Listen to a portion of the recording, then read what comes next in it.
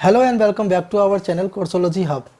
दोस्तों, आज मेरा ये वीडियो बनाने का जो ऑब्जेक्टिव है वो ये है कि जैसा कि आप लोगों को पता होगा कि DSSB के अंदर में बहुत सारे पोस्टों के लिए नोटिफिकेशन आ रही हैं। अभी 12,000 टीचरों से प्लस वैकेंसी आने वाली है और इससे पीछे भी वैकेंसीज़ आई हैं। तो अभी यानी कि DSSB में बल्क में वैकेंसीज़ आई हैं और जो भी बच्चे DSSB के अंदर अपना कैरियर बनाने का सोच रहे हैं या अपना कैरियर बनाने के लिए लगातार प्रयास कर रहे हैं, उनके बारे में मैं अभी पेपर फर्स्ट के अंदर आपको कैसे तैयारी करनी है इसके बारे में मैं आप लोगों को कुछ अपने जो मैंने अपना एक्सपीरियंस शेयर किया है या अपने आप को फील किया है कि हाँ, इस तरीके से अगर हम तैयारी करें तो वो ज़्यादा इफ़ेक्टिव हो सकता है। तो उसके बारे में मैं इस वीडियो के अंदर बताने वाला हूँ। तो जिन लोगों ने भी अभी तक हमारे चैनल को सब्सक्राइब नहीं किया है वो हमारे चैनल को सब्सक्राइब कर लीजिए और बेल आइकन को प्रेस करना बिल्कुल ना भूलें ताकि हमारे हर लेटेस्ट वीडियो की नोटिफिकेशन आपके पास आती रहे। तो चलिए देखते हैं कि हम DSSB के पेपर फर्स्ट की तैयारी कैसे करें। सबसे बड़ी समस्याएं क्या आती हैं DSSB के अंदर। हमें पहले DSSB का अप्रोच समझना पड़ेगा कि DSSB हमसे चाहता क्या है। ठीक है, जब तक हम किसी एग्ज़ाम का अप्रोच नहीं समझेंगे तब तक हम उस एग्ज़ाम को हरा नहीं सकते। याद रखिएगा, लड़ाई हमेशा हार्ड वर्क से के साथ साथ में स्मार्ट वर्क के साथ भी जीती जाती है। तो हम एक एक सेक्शन की बात करेंगे और समझने की कोशिश करेंगे कि अगर इस तरीके से तैयारी की जाए तो ज़्यादा इफ़ेक्टिव होगा। यहाँ पर हो सकता है कि बहुत सारे जो दोस्त होंगे हमारे वो मेरी बातों से सहमत नहीं होंगे, तो सबको स्वतंत्रता है। जिसको मेरे फीडबैक अच्छा लगे या मेरा आइडिया अच्छा लगे वो उसको इम्प्लीमेंट करें, और जिसको ना लगे, उनको किसी और का आइडिया लगे या उनको खुद का ऑन आइडिया अच्छा लगे तो वो उसको भी इम्प्लीमेंट कर सकते हैं। ठीक है, तो मैं आपको बताता हूँ सबसे पहले जनरल स्टडीज़ के बारे में कि आपको जनरल स्टडीज़ कैसे पढ़नी है। हमारे बहुत सारे दोस्त सोचते होंगे कि कहीं जाते होंगे वो कहते होंगे कि भाई NCERT पढ़ो। ठीक है, मैं मानता हूँ NCERT एक बहुत ही ज़्यादा इफ़ेक्टिव और बहुत ही ज़्यादा इम्पोर्टेंट है कि आप 6 से लेकर के 12 तक की NCERT पढ़ते हैं तो उससे बाहर कुछ नहीं आता है। ये बात सच्चाई है। अगर आता भी है तो मान लो 2-4 नंबर का आएगा, लेकिन उससे बाहर कुछ नहीं आएगा। लेकिन क्या 20 नंबर के लिए 6 से 12 तक की NCERT को पूरा ग्रेजुअली एक एक चीज़ को पढ़ना, और वो भी विद साइंस, क्योंकि आपको पता होगा कि हिस्ट्री, पॉलिटी, ज्योग्राफी प्लस में स्टैटिक प्लस में साइंस भी आता है, क्या ये एक अच्छा होगा?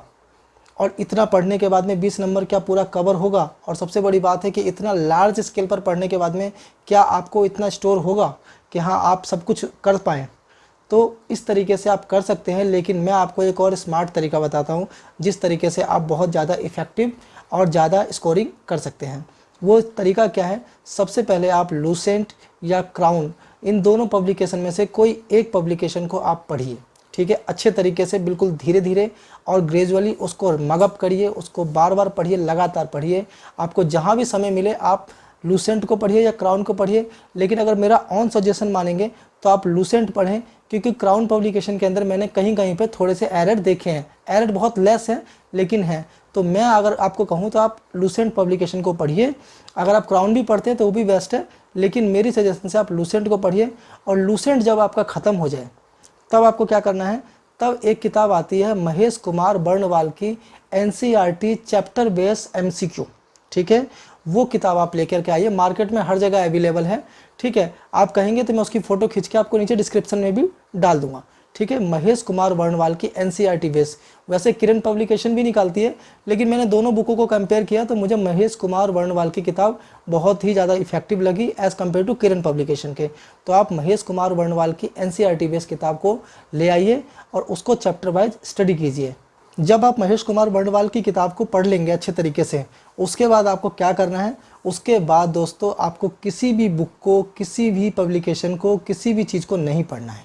ठीक है, सिर्फ आपको जीके के लिए 2 बुक पढ़नी है, एक लूसेंट और दूसरा महेश कुमार बर्णवाल की NCERT चैप्टर वाइज बुक। ठीक है, इतनी किताब आप पढ़ने के बाद में आपको करना क्या है, आपको DSSB के 2014 से लेकर के अभी तक के जितने पेपर हुए हैं और उसमें जितने जीके आए हैं, ठीक है, वो सारे जीके आपको लगा देने हैं।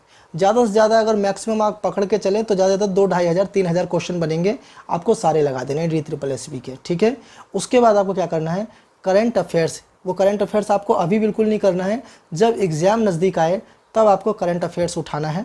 और करंट अफेयर्स में जैसे मैं आपको एक एग्जांपल देना चाहता हूँ कि अगर मान लीजिए आप करंट अफेयर्स करने गए, ठीक है, अब करंट अफेयर्स में जैसे मान लीजिए उस समय में कोई क्रिकेट मैच हो रहा है, कोई वर्ल्ड कप हो रहा है, कोई टूर्नामेंट हो रहा है, ठीक है, या कोई इवेंट हुआ है, कोई इलेक्शन हुआ है, तो जो भी चीज़, जो भी रिसेंट घटना हो रही है, उस घटना का आप थोड़ा सा पास्ट जरूर टटोल के जाएं एग्ज़ाम के अंदर।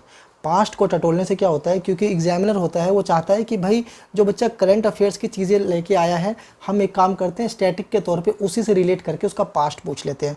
तो आपको 2-3-4 महीने के करंट अफेयर्स तो पढ़ के जाने ही जाने हैं, लेकिन उस करंट अफेयर से रिलेटेड थोड़ा सा आपको पास्ट भी पढ़ के जाना है, क्योंकि आपने महेश कुमार बर्णवाल पर अच्छे से पढ़ी हुई है, आपने लूसेंट अच्छे से पढ़ा हुआ है, आपको अच्छे से जीके पता होगा, लेकिन फिर भी आप थोड़ा सा एक टटोल करके जाएं और आप इतनी सी स्टडी करें बस। इसके अलावा आप कोई किताब, कोई ग्रंथ, कोई चैप्टर, कोई इंटरनेट पलटने की कोई ज़रूरत नहीं है, ठीक है।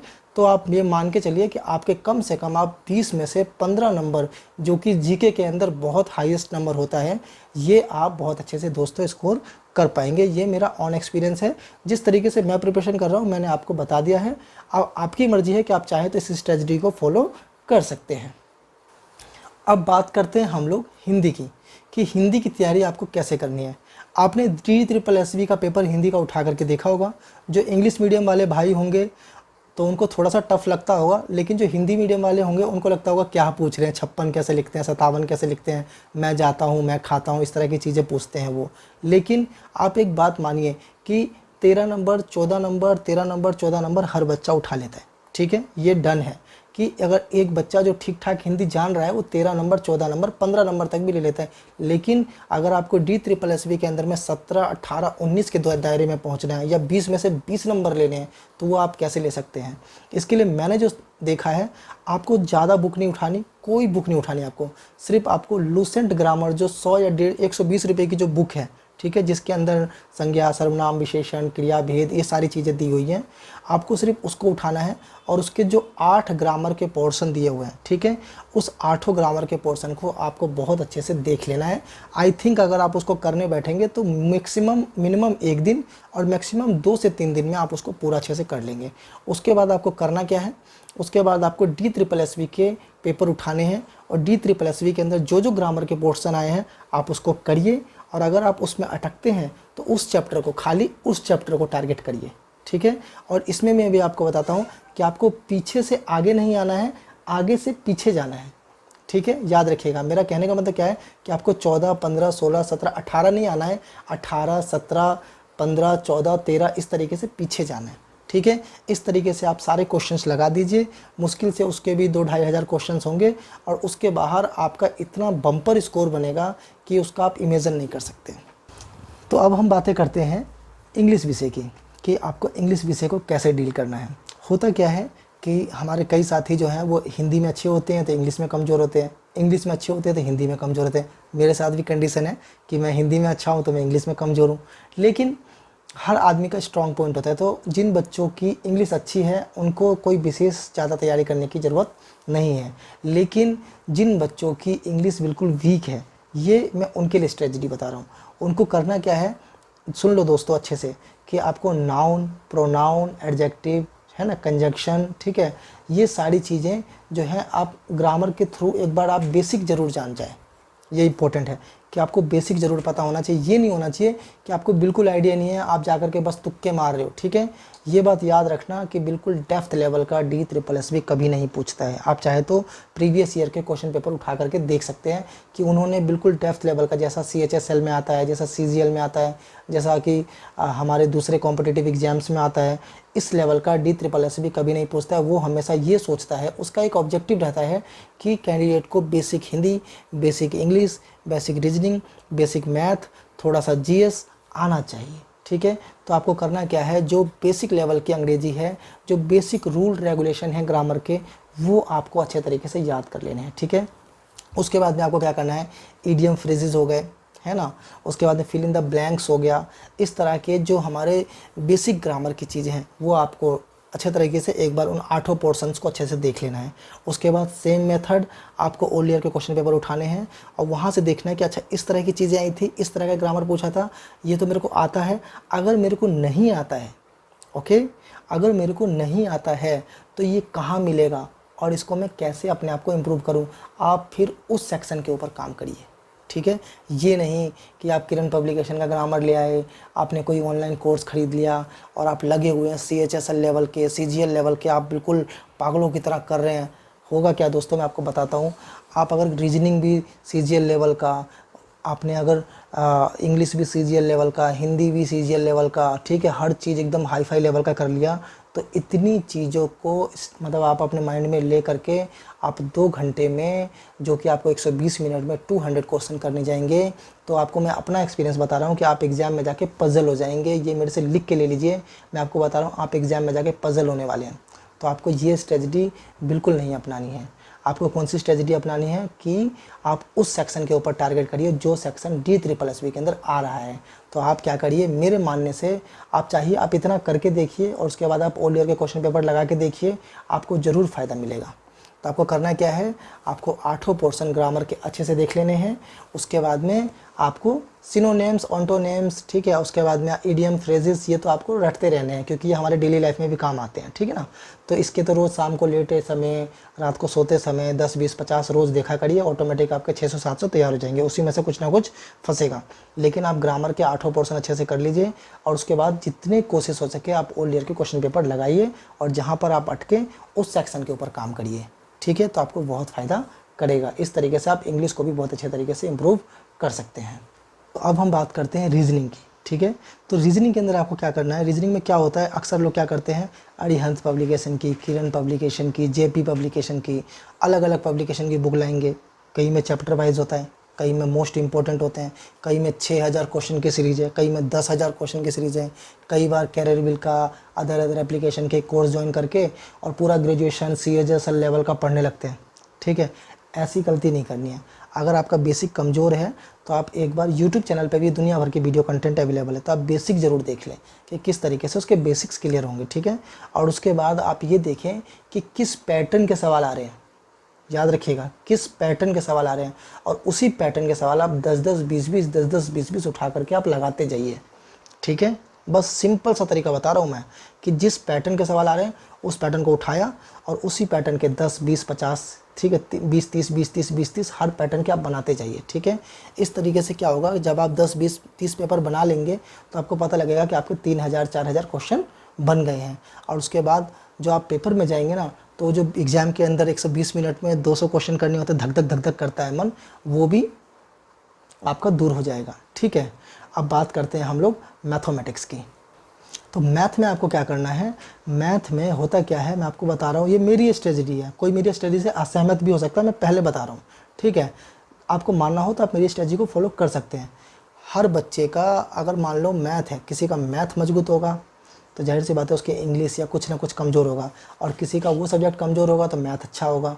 तो मैं उन बच्चों के लिए बता रहा हूँ जिनकी मैथ वीक है, आप मैथ में काम करिए, आप सारी गणित उठा करके पढ़ लीजिए, ठीक है।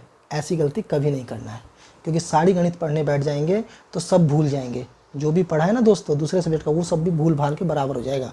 तो आपको ये गलती नहीं करना है कि आप मैथ के अंदर सारी चीज़ें पढ़ने लगे। आपको करना क्या है, मैथ में आप गिन के 4 से 5 टॉपिक ले लीजिए बस, ठीक है, कि मेरे को इतने करने हैं। जैसे मान लीजिए आपने प्रॉफिट लॉस लिया, 2 क्वेश्चन आते हैं, परसेंटेज लिया, 2 क्वेश्चन आते हैं, ठीक है, रेशो एंड प्रोपोर्शन लिया, 1 क्वेश्चन आता है, ठीक है, एवरेज लिया, 2 क्वेश्चन आते हैं। इस तरीके से आप उन टॉपिक को टारगेट करिए जिसमें से आपके 9-10 नंबर बन जाए, ठीक है। तो 9-10 नंबर बन जाने से बस आपको 1-2 चीज़ों का फ़ायदा होगा। एक फ़ायदा क्या होगा, एक तो आपका समय बचेगा, ठीक है। दूसरा फ़ायदा क्या होगा कि उस समय को आप दूसरे सब्जेक्ट के ऊपर अच्छे से दे पाएंगे ताकि आपका स्कोर अच्छा हो। और तीसरा, जहाँ आपके 0 आने वाले थे वहाँ आपके 8-9 नंबर आ जाएंगे। और जब आप हिंदी में 17-18, इंग्लिश में 14-15, जीके के अंदर 15, ठीक है, यानी कि आप एक एवरेज स्कोर करेंगे तो आपको पता लगेगा कि आप लगभग 70 के आसपास पहले पोर्शन में पहुंच रहे हैं, ठीक है। 70 नंबर पहले पोर्शन में बहुत है।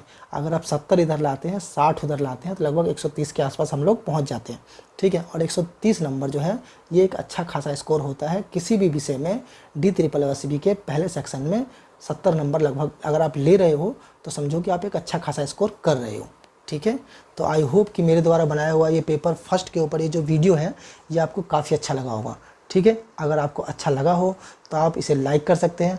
अगर आपको मतलब अच्छा ना लगा हो या आपको लगा हो कि इसके अंदर कुछ और ऐड होना चाहिए था, आप नीचे कमेंट बॉक्स में भी हमें बता सकते हैं, ठीक है। और अगर आप हमारे चैनल के ऊपर नए हैं तो हमारे चैनल को सब्सक्राइब करना बिल्कुल ना भूलें, क्योंकि हमारे चैनल के ऊपर इस तरह के कंटेंट, इस तरह की नॉलेज, इस तरह की बातें लगातार आती रहेंगी।